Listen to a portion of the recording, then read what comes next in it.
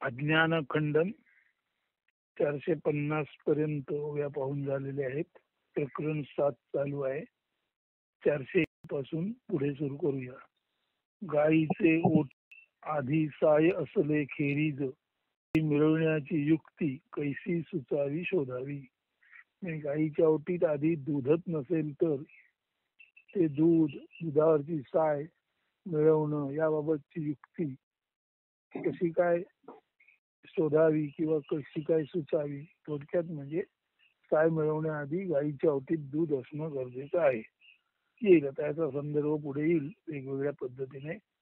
452 ऐशा परी आत्म्या ठाई, आत्मपणाही ठाव ठिकाणा नाही, मग तेथे अज्ञान आहे, ऐसे तैसे त्याचे रूप आहे म्हणणेही संभवणे शक्य नाही. गायीच्या ओटीत दूधच नसेल तर साय मिळवण्याची युक्ती काही उपयोगाची नाही. तसंच आत्म्याच्या ठिकाणी आत्मपण सुद्धा नसताना, म्हणजे आत्म्याच्या ठिकाणी वेगळेपणी असं काही नसताना तेथे अज्ञान आहे असं म्हणायचं म्हटलं तर तेही वेडपटपणाचं ठरेल. म्हणजे गायीच्या ओटीत दूध नसताना साय काढू पाहणं जसं योग्य आहे तसं आत्म्यामध्ये आत्मपणाचा सुद्धा ठाव ठिकाण नसताना तेथे अज्ञान आहे वेगळेपणी हे म्हणणं हे कितपत शहाणपणाचं आहे असा त्याचा अर्थ आहे. 453 म्हणून तेथे अज्ञान नाही हे अनायासे असता सिद्ध, ते नाही ऐसे सांगण्याची का करावी खटपट, वा धरावी अविवेकी जिद्द. म्हणून आत्म्याच्या ठिकाणी आत्मपण सुद्धा नसताना तिथे अज्ञान नाही हे वेगळेपणी सांगण्याची खटपट का करावी किंवा त्यासाठी आयास सायास प्रयास जिद्द का धरावी. 454 ऐसा आत्मा ना भाव अभाव रूपे असता, तेव्हा त्याशी अज्ञान रूप कैसे येतसे वर्णिता. आत्म्याला भावात्मक पद्धतीने किंवा अभावात्मक पद्धतीने आहे किंवा नाही कोणत्याही पद्धतीने आत्म्याबाबत काही सांगता येत नसताना त्याला अज्ञान रूप म्हणजे ज्ञान नाही तिथे अज्ञान आहे असं म्हणणं हे सुद्धा वेडगळपणाच आहे. 455 घट फुटवून चूर्ण चूर्ण होता, नुरावे काही सर्वता, मृत्यूचाही तैसा मृत्यू होता, नुरे काही कोण्या अर्था.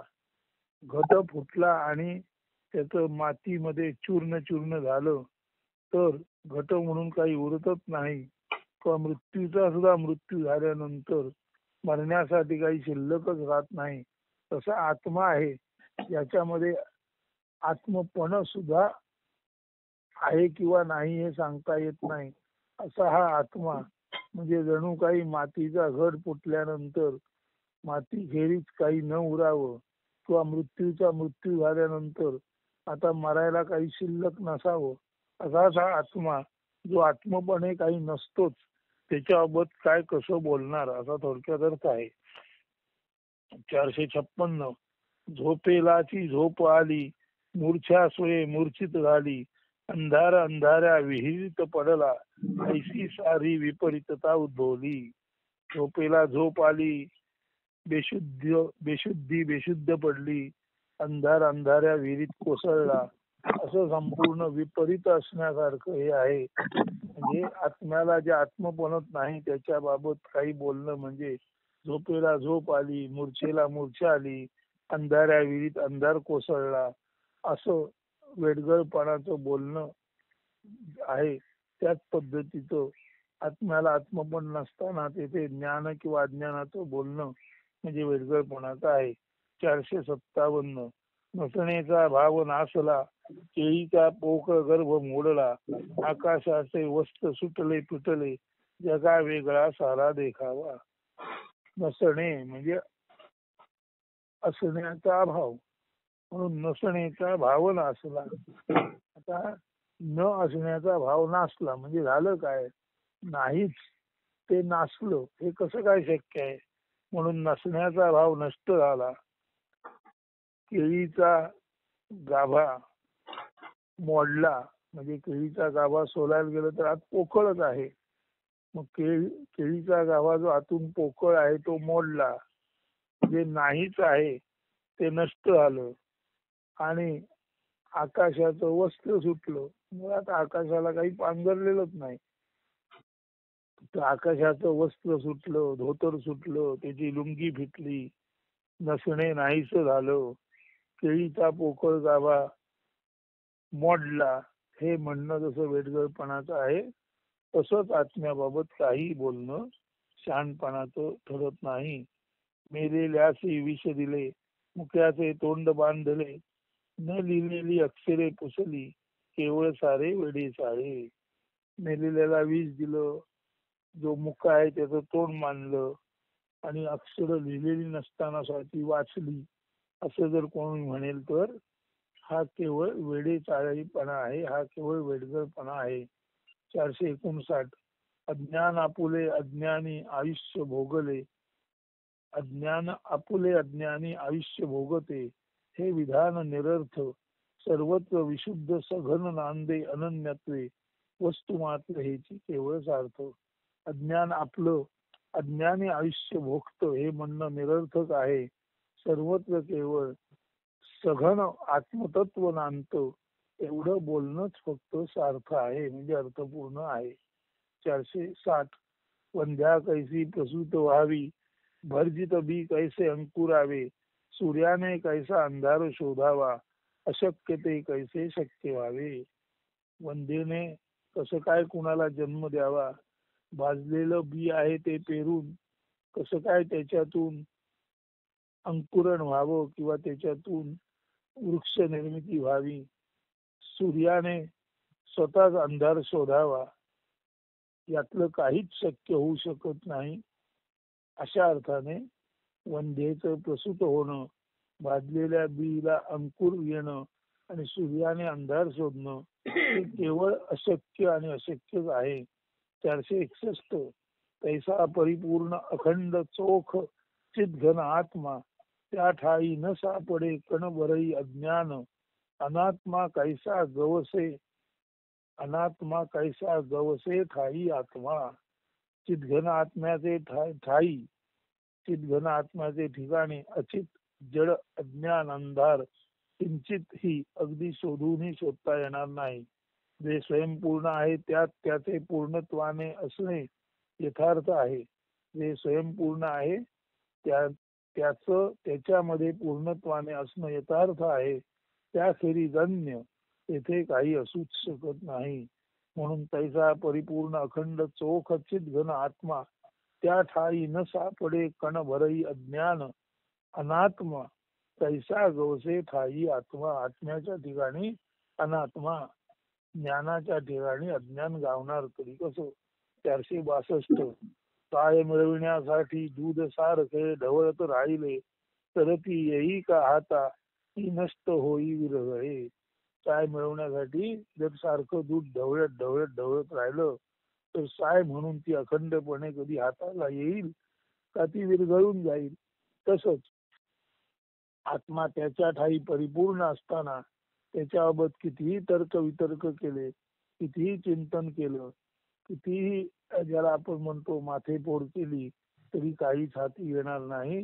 जसं सतत जर दूध ढवळत राहिलं तर साय हातात येत नाही, तसंच जो आत्मा आहे तो केवळ आत्मा असल्यामुळे त्याच्याबाबत काही बोललं, काही तर्क वितर्क केले, काही तत्वज्ञान मांडलं, काही खंडन मंडन केलं तरी त्याच्याबाबत काहीच हातात येणार नाही. जसं सारखं दूध ढवळत बसलं तर साय हातात येणार नाही. 463. निद्रेचा हात धरुनी कोणी झटकून उठू पाही, तर नीज लाभेल की ती निघून जाई.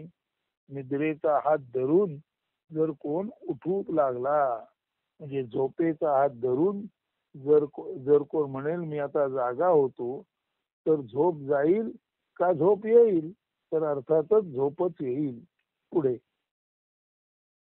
म्हणून अज्ञान शोधण्याचे वेड डोक्यातून काढून टाकावे, ते जरी न दिसे तरी नाही तैसे निश्चित कान समजावे. म्हणून अज्ञान काढण्याचं वेड कोणी आपल्या डोक्यात ठेवू नये. ते जर नसेलच तर ते नाही असं निश्चित का म्हणू नये. जर दिसत नसेल तर अज्ञान हे ते नाहीच असं निश्चित का म्हणू नये. 465. म्हणून अज्ञानाचा उजेड न पडे विचार नगरी, नाही त्याची वार्ता न पुसणे, हेची सर्वथा निश्चयत्वे अवधारी. म्हणून अज्ञानाचा उजेड न पडे विचार नगरी. विचाराच्या नगरात अज्ञानाचा उजेड पडतच नाही. जे नाहीच त्याची वार्ता त्याची बातमी विचारणे, हेची सर्वथा निश्चयत्वे अवधारी. नाही त्याची वार्ता न पुसणे, जे नाही त्याची बातमी विचारू नये, हेच फक्त निश्चयाने प्रत्येकाने आपल्या मेंदूमध्ये धारण करावे. विचार नगरीमध्ये अंधाराचा उजेड पडत नाही आणि अंधार नाहीच आहे, अज्ञान नाहीच आहे. आणि जे नाहीच आहे ते कुठे आहे याची बातमी विचारणे हे चुकीच आहे. म्हणून जे नाही त्याची बातमी विचारू नये, एवढीच एक गोष्ट निश्चयात्मक पद्धतीने प्रत्येकाने आपल्या मन हृदय मेंदू मध्ये धारण करावी. 466. असे जरी अज्ञान कोणे काळी वेगळे, तरी ते आढळले नसते का, त्यान पाहती का विचार डोळे. कोणत्या तरी काळामध्ये जर अज्ञान म्हणून काही वेगळं असतं तर विचाराच्या डोळ्याला ते कधीतरी आढळलं असतं की नाही. त्या अर्थी विचाराला ते आढळत नाही, त्या अर्थी अज्ञानाला स्थानच नाही. 467. निर्धाराचे मुखी प्रमाण न लागे, शब्द आणि अर्थ स्वतः एक रूप, शब्दनिष्ठाही संपे. अज्ञान शब्दातच अज्ञान ज्ञानाचा अभाव सूचित असल्याने जे नाहीच अशा ज्ञानाला म्हणजे अज्ञानाला सिद्ध करण्यासाठी कोणतेही अन्य प्रमाण मोजमाप पुरे ठरू शकत नाही. अज्ञान शब्दातच ज्ञानाचा अभाव, ज्ञान नसणे हे स्पष्ट आहे. अशा अर्थी अज्ञानामध्ये ज्ञानाचा अभाव सिद्ध करण्यासाठी वेगळे साधन प्रमाण किंवा अन्य साधने यांची मात्रा चालत नाही. अज्ञान शब्दातच ज्ञान नाही हे स्पष्ट असल्यामुळे अज्ञान सिद्ध करण्यासाठी इतर कोणत्याही ज्ञान मोजणाऱ्या साधनांची मात्रा अज्ञानापुढे चालत नाही. त्यांची डाळ अज्ञानापुढे शिजत नाही. 468. म्हणून अज्ञानाचा माग काढता लागे का त्याचा, आता पता वाटे का हो अजूनही आपणा बापा. म्हणून अज्ञान शब्दातच ज्ञान नाही हे स्पष्ट असताना त्या अज्ञानाचा तुम्ही जर माग काढू लागलात, त्याचा शोध काढू लागलात, शोध घेऊ लागलात, तर त्याचा आता पता म्हणजे त्याचा ठाव ठिकाणा लागेल असं अजून सुद्धा अहो बापा, अहो थोर माणसानो, तुम्हाला वाटतं का. तसं वाटत असेल तर ते निश्चितच चुकीच आहे. 469. अमावास्येला चंद्रबिंबाची शोभा पसरे, चशाच्या शिंगांचे खांब उभे ऐसे, शक्य का कदा काही संभवणे. अमावास्येला चंद्रबिंबाची शोभा, चंद्राचं चांदणं पसरतो आणि सशाच्या शिंगांचे खांब उभे राहतात असं जर कोणी म्हणेल तर हे कधीतरी शक्य आहे का. 470. वांझेच्या गळा गगन फुलांच्या माळा, शोभे सोहळा ऐसे नव्हे का हे अतर्क अद्भुत. वांझेच्या गळामध्ये आकाश पुष्पांची माळ घातली आणि एक मोठा सोहळा साजरा केला, असंच नव्हे का हे वेडपटपणाचं अतर्क अद्भुत आणि निरर्थक असणे. 471. कासवीचे तूप आणू त्याने आकाशाचे माप भरू, ऐशा कल्पना का कधी येती सत्यात उतरू. कासवीचं तूप आणू आणि त्या तुपामध्ये आकाशाचं माप भरू असं जर कोणी कल्पना केली तर अशा कल्पना सत्यात उतरता येतात का. कासवीचे तूप आणू त्याने आकाशाचे माप भरू, ऐशा कल्पना का कधी येती सत्यात उतरू. सत्यात उतरू म्हणजे सत्यात उतरता येतात का. 472. इतकी करुणी वटवट अज्ञान नाहीच हे सिद्ध करावे, परी जे नाहीच ते नाही सांगण्यासाठी काय तुके कासावीस व्हावे. इतकं करून वटवट करून अज्ञान नाही हे सिद्ध करावं असं जर कोणी म्हणेल तर जे नाहीच ते सिद्ध करण्यासाठी इतकं कासावीस होण्याची गरज काय. 473 अज्ञान शब्द झोपेतही सिद्ध न होत असे तरी त्याविषयी अजून एक कल्पना स्फुरत असे. अज्ञान ज्ञान नाही हा शब्द झोपेमध्ये सुद्धा सिद्ध होत नाही. अज्ञान अज्ञान आहे त्याचा अर्थ ज्ञान नाही. अज्ञान आहे याचा अर्थ अंधार आहे हे झोपेतही सिद्ध होत नाही तरी सुद्धा त्याबाबत अजून एक कल्पना ज्ञानेश्वरांना स्फुरते. ती बघा काय आहे ती. ज्ञानाचे नसणे पण पाहिजे ते म्हणावे अज्ञान तरी ऐसे दृष्ट पण नाही ज्याचे ठाई तीच वस्तू मात्र म्हणून ओळखावी द्रष्टा दृश्य दर्शन रहित त्रिपुटी रहित. ज्ञानाचे नसणे पण पाहिजे ते म्हणावे अज्ञान. अज्ञान हो म्हणजे नाही ज्ञान. ज्ञान नाही ते हे पाहणे म्हणजे ज्ञान नाही हे पाहणे यालाच अज्ञान म्हणतात. परी ऐसे द्रष्टे पण नाही ज्याचे ठाई. परंतु इथे तर सर्वत्र आत्माच आहे आणि आत्म्याच्या जागी कोणत्याही तऱ्हेचे द्रष्टे पण नाही नव्हे. आत्मा द्रष्टा दृश्य दर्शन विरहित आहे. द्रष्टा दृश्य दर्शन या त्रिपुटीचा आत्म्याशी संबंधच पोचत नाही. असं असताना ज्ञानाचे नसणे पण पाहावे म्हणजे अज्ञान हे द्रष्टे पण आत्म्याच्या ठिकाणी उद्भवणार तरी कसे. कारण आत्मा तर द्रष्टा दृश्य विरहित त्रिपुटी रहित केवळ आणि केवळ आत्माच आहे. पुढे ऐका 475 ऐसे जरी मानावे तरी आत्मा इतुके दृश्यत्वे उभारे निर्मे त्या पाठी राहून स्वतः द्रष्टा म्हणून त्याची पाठराखण करे. बरं आत्म्यामध्ये द्रष्टत्व नाही दृश्यत्व नाही दर्शन नाही म्हणावं तर हे संपूर्ण विश्व ज्याने निर्माण केलं ते विश्व जर आत्म्याच्या पुढे आहे तर आत्माच त्याच्या पाठी निर्माता म्हणून उभा आहे हे म्हणणं योग्य ठरेल काय. म्हणजे आत्म्यामध्ये द्रष्टत्व नाही दृश्यत्व नाही दर्शन नाही आत्मा करता नाही कर्म नाही क्रियापद नाही आत्मा कोणत्याही तऱ्हेची त्रिपुटी नाही असं म्हणावं तर ऐसे जरी मानावे तरी आत्मा इतुके दृश्यत्वे उभारे निर्मे. असं जर म्हटलं असं मानलं की आत्मा म्हणजे त्रिपुटी नाही तर हे संपूर्ण अवाढव्य विश्व ज्याने निर्माण केलं उभारलं त्या पाठी राहून आणि त्याच्या पाठी जो लपून राहिला तो आत्मा द्रष्टा म्हणून त्या दृश्याची पाठराखण करतो हे खरे नव्हे काय.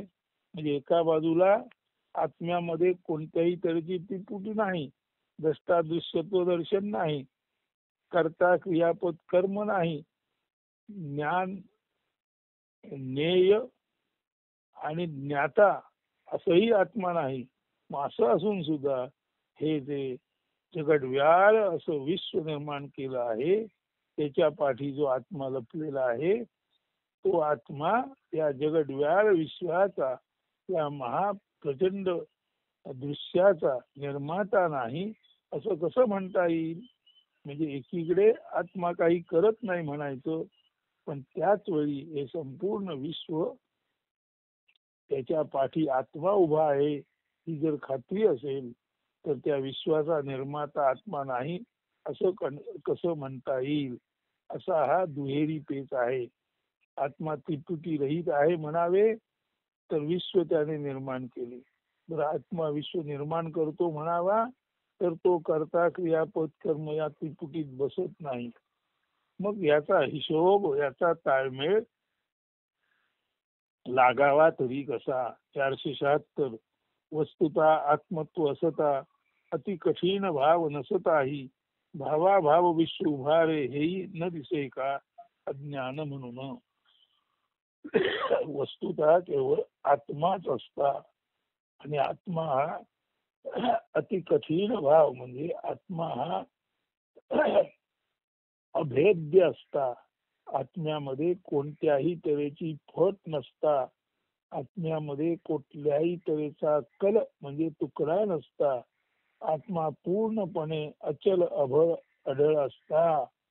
आत्मा वस्तुता पूर्णपणे अचल अढळ आहे, त्याच्यामध्ये कोणत्याही तऱ्हेचा तुकडा नाही. असं असून सुद्धा भाव अभाव हे भावरूप विश्व निर्माण होतो आणि काही काळांते अभावात जातो, परत भावात येतो.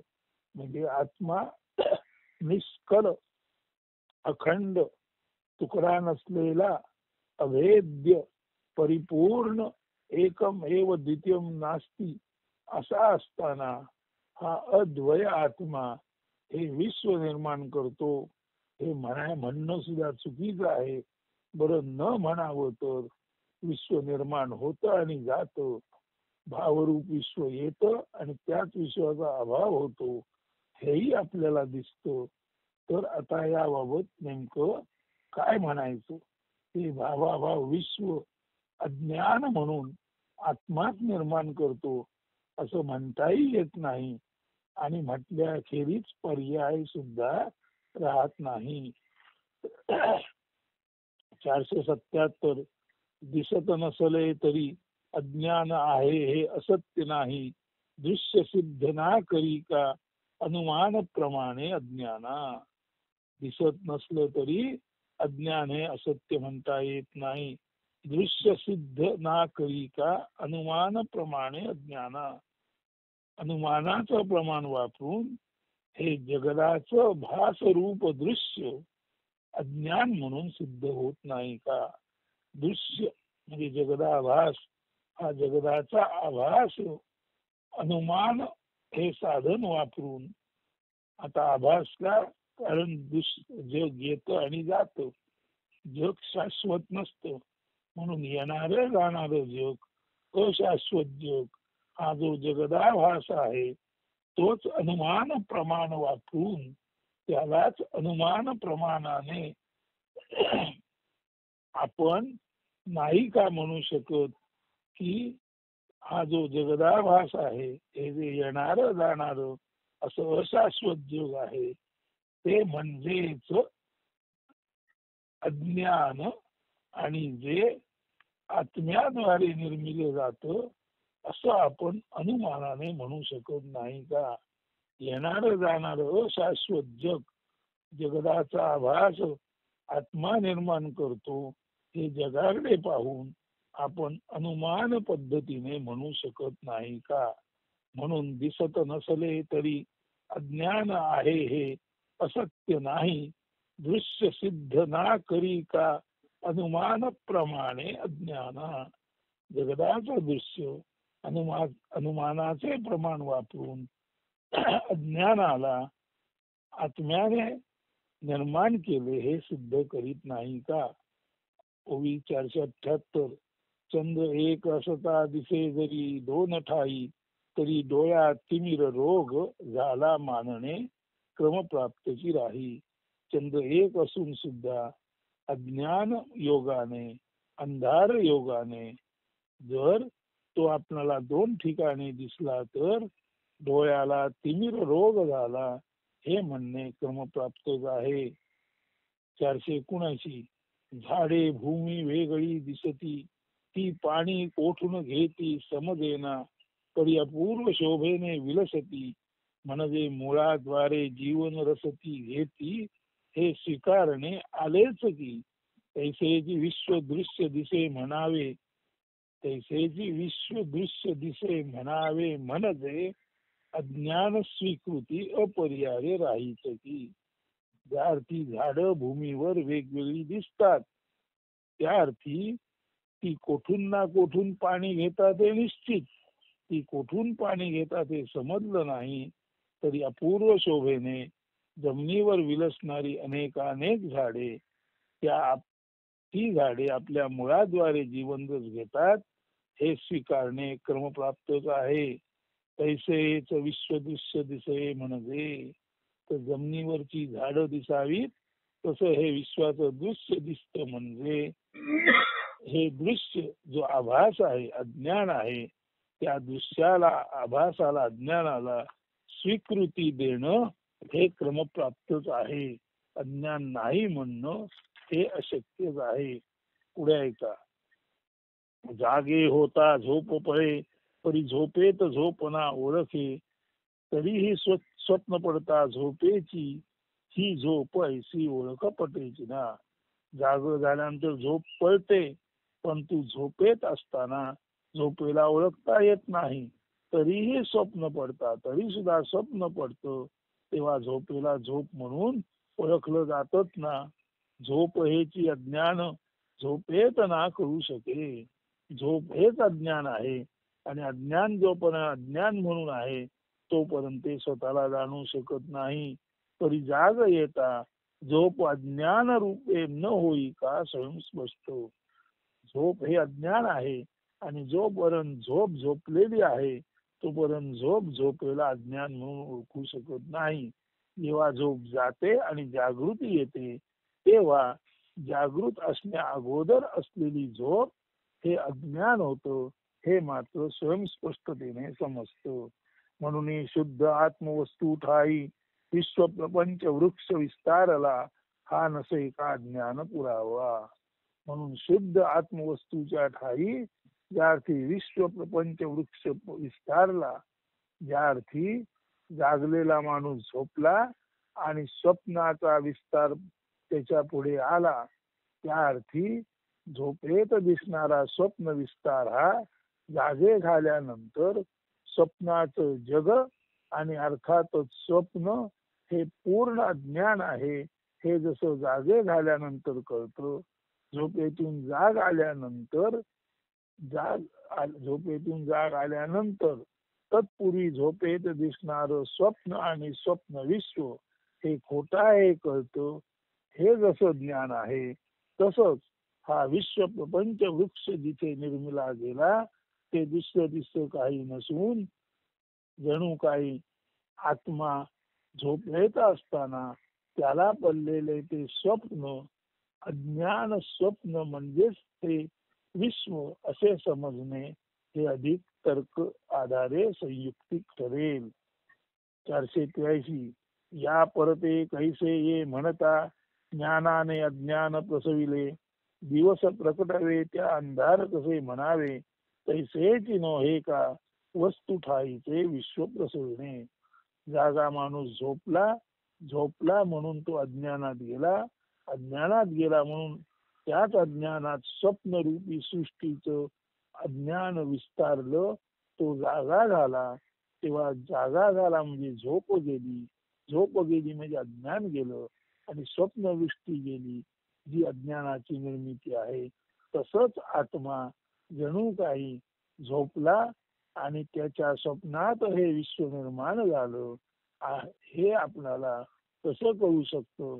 जसं जाग झाल्यानंतर आपली झोप हे अज्ञान होतं आणि झोपेतलं स्वप्न हे खोटं होतं हे जसं कळतं जाग झाल्यावर, तसंच काहीच हे विश्वदृश्य म्हणजे आत्म्याच्या झोपेतून निर्माण झालेलं खोटं स्वप्न आहे, असा त्याचा अर्थ होतो.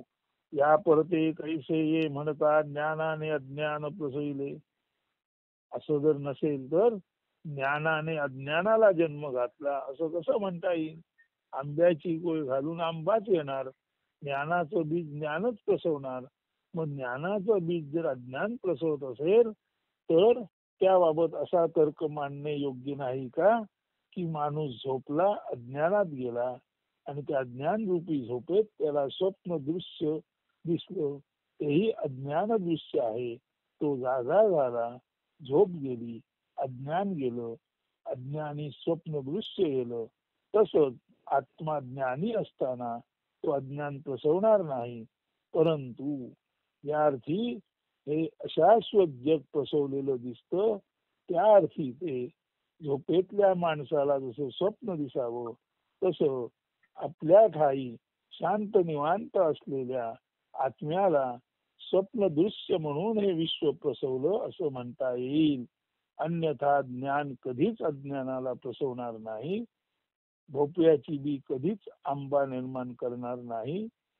म्हणून आत्मा जो ज्ञान सघन आहे तो अज्ञान प्रसवत नाही, परंतु आत्मा शांत निवांत झाला की शांत निवांत झाल्यानंतर माणसाला झोप येते आणि त्या झोपेत जशी स्वप्नदृष्टी स्वप्नसृष्टी प्रसवते जे खोटं असतं, तसंच शांत निवांत ज्ञानपूर्ण आत्म्याच्या ठाईच स्वप्नवत हे विश्वदृश्य आलं असं मानणं क्रमप्राप्त आहे. ज्ञान कधीच अज्ञानाला जन्म देत नाही. 484 चंद्रापेक्षाही उजळ धवल वस्तू ज्याने निर्मिली त्या येई का काजळ काळोखी संबोधिता.